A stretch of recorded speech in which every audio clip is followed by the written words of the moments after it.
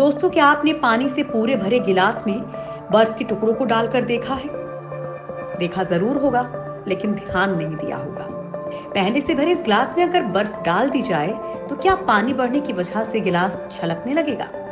तो अगर आप लोग ऐसा सोच रहे हैं कि ऐसा होगा, तो आप लोग बिल्कुल गलत सोच रहे हैं। ऐसा बिल्कुल नहीं होगा। ना तो गिलास का पानी बढ़ेगा और ना ही कम होगा।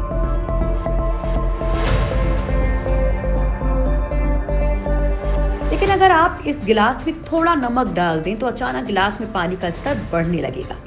ये इस वजह से होता है क्योंकि नमक वाला पानी इस जगह को घेर लेता है और जगह ना होने की वजह से ये पानी गिरने लगता है। अब जरा सोचिए कि धरती पर मौजूद बर्फ अगर पिघलने लगे तो क्या होगा। ये बताने की जरूरत नहीं है कि पानी में नमक कहां से आएगा।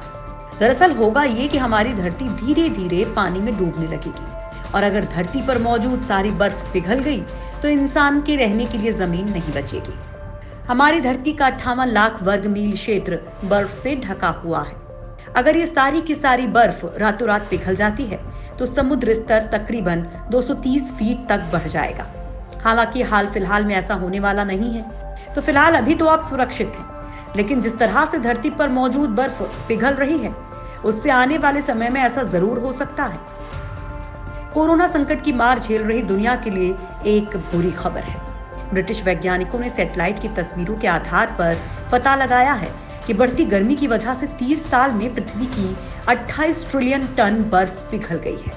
एडिनबर्ग यूनिवर्सिटी और यूनिवर्सिटी कॉलेज लंदन के शोधकर्ताओं ने साल 1994 से लेकर 2007 के बीच की उत्तरी और दक्षिणी ध्रुव की सैटेलाइट तस्वीरों का अध्ययन किया था, जिसमें ये चौंकाने वाले खुलासे हुए हैं। अगर इसी तरह से धरती पर मौजूद बर्फ पिघलती रही तो आने वाले 100 साल में समंदर के किनारे बसे शहर पानी में समा जाएंगे। वैज्ञानिकों की ये खोज इंसानों के लिए खतरे की घंटी है। वैज्ञानिकों की माने तो जितनी बर्फ पिघली है, उसमें से आधी से ज्यादा केवल उत्तरी गोलार्ध से हुई है, बाकी दक्षिणी गोलार्ध से। उन्होंने बताया कि साल 1990 के बाद से बर्फ के पिघलने की दर 57% पहुंच गई है। ये अब 0.8 से बढ़कर 1.2 ट्रिलियन टन प्रति साल हो गई है। इसकी वजह अंटार्कटिका में पहाड़ों पर बिखरी बर्फ, ग्रीनलैंड और अंटार्कटिका में बर्फ की परत का पिघलना है। 50 सालों में तेजी से गर्म हो रहा अंटार्कटिका पृथ्वी पर मौजूद सबसे तेजी से गर्म हो रहे क्षेत्रों में से एक है।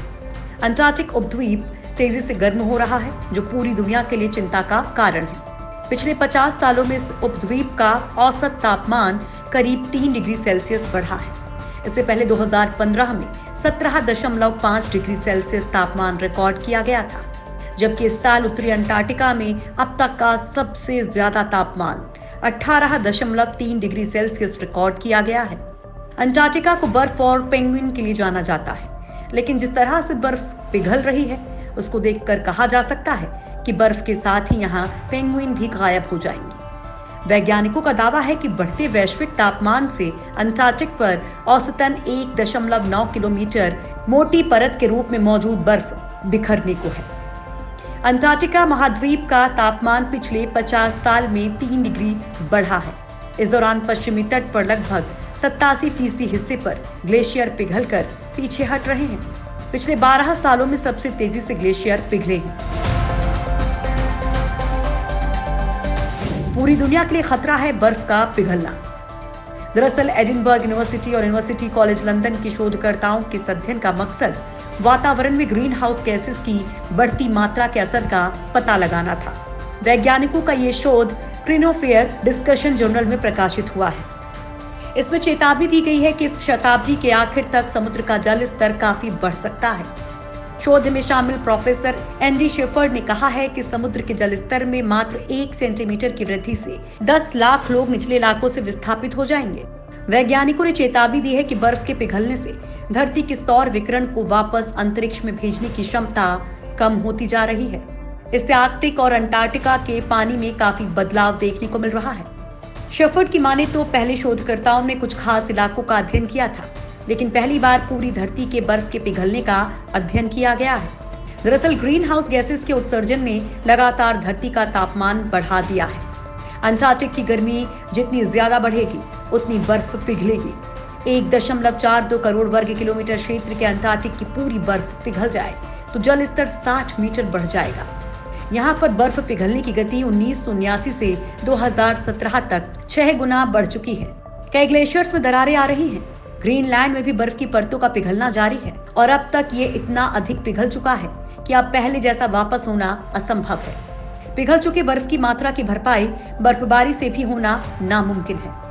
ओहियो स्टेट यूनिवर्सिटी ने हालात पर चिंता जताते हुए कहा कि ग्लोबल वार्मिंग रुक जाने के बाद भी पिघले हुए बर्फ की ऊपरी परतों का नुकसान पूरा नहीं हो सकता है।